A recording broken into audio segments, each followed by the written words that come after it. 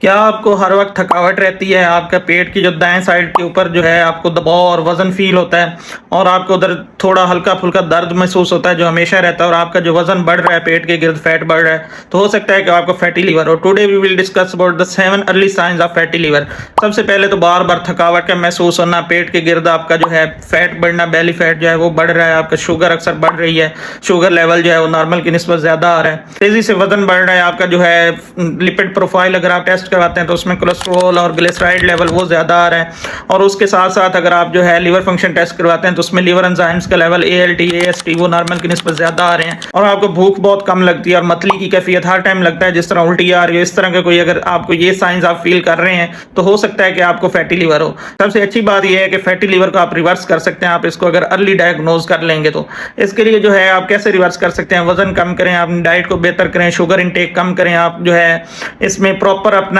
Walk की routine बनाएं, अपना लाइफस्टाइल मॉडिफाई करें, तो इससे जो है आप फैटी लीवर को रिवर्स कर सकते हैं।